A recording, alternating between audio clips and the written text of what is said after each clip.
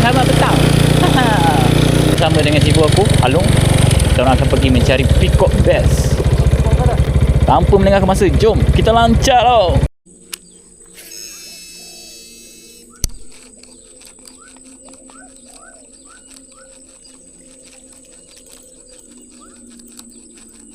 Ajar dia main tengah-tengah. Weh, tadi pun sama juga. Tadi anak besar.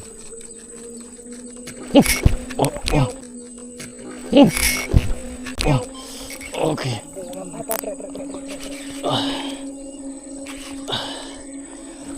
Pisang.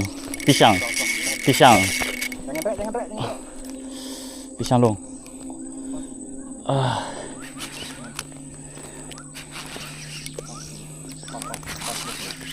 Sensor slider. Bismillah, minta boleh naik.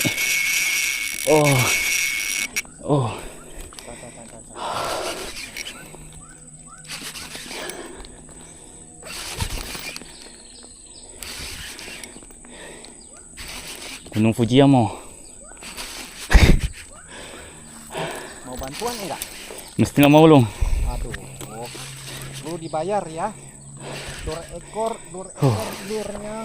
Tunjuk badan pun tak apa dah. Jangan. Main. Tidak. Boleh tu. Boleh. Ini tak lagi. Bagi dulu tu.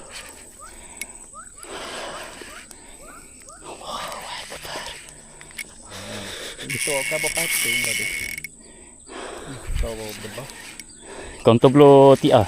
6, 12. Oh, kabut dah bujang. Ujang ke mama? Bujang.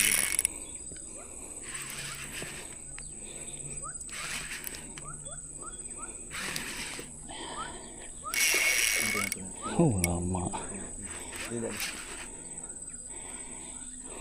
Ayo mas bro, jangan tegak, jangan tegak sangat. Oh yeah, baby. Kuat je tu. Jangan.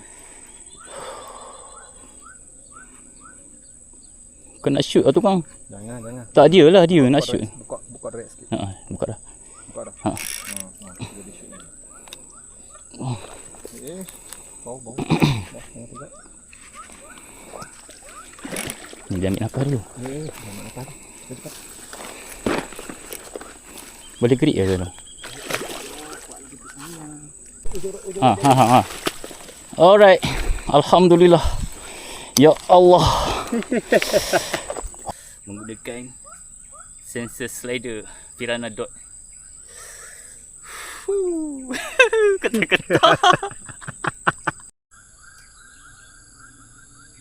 Okey gang, jadi berakhirlah sudah sesi aku memancing peacock bass hari ni.